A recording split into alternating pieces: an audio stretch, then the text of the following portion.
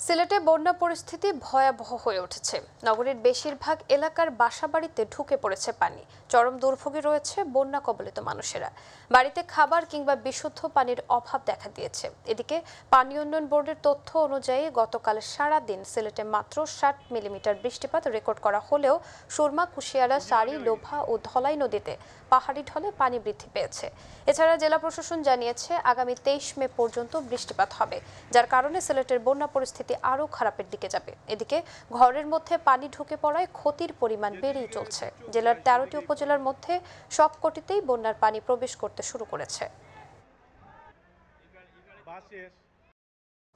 দর্শক, সিলেট থেকে এ মুহূর্তে বন্যা পরিস্থিতির আরও খবর জানাচ্ছেন আমাদের প্রতিনিধি মৃণাল কান্তি দাস।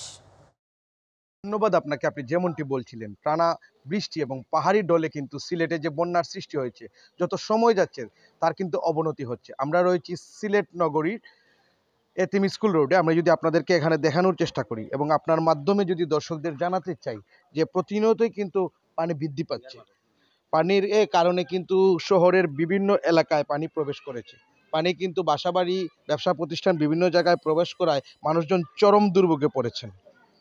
এ অবস্থায় শহরের বাসা ফেলে কিন্তু অনেকেই গ্রামের বাড়িতে চলে যাচ্ছেন। আবার কারো কারো গ্রামের বাড়িতে পানি উঠে পড়ায় তারা পড়েছেন বিপাকে। আসলে সিলেট জেলা ও মহানগরে বন্যায় প্রায় 15 লক্ষ মানুষ পানিবন্দী রয়েছেন।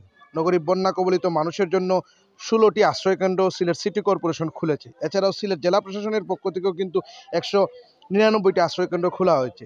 তবে সিলেট আবহাওয়া অফিসের সাথে আমরা কথা বলেছিলাম, ওনারা আমাদেরকে যে বিষয়টি জানিয়েছেন যে সিলেটে আগামী 23 জুন পর্যন্ত বৃষ্টি অব্যাহত থাকতে পারে। এ কারণে বন্যার পরিস্থিতি আরও অবনতি হওয়ার আশঙ্কা রয়েছে এবং যারা বন্যাতে দুর্ভোগে মানুষ রয়েছেন তাদের সাহায্যার্থে কিন্তু সিলেট সিটি কর্পোরেশন, জেলা প্রশাসন এবং সরকারের পক্ষ থেকে বিভিন্ন উদ্যোগ গ্রহণ করা হচ্ছে। আসলে এই ছিল সিলেট থেকে পানি বৃদ্ধির সার্বিক পরিস্থিতির এখনকার পর্যন্ত আমার কাছে সর্বশেষ সংবাদ।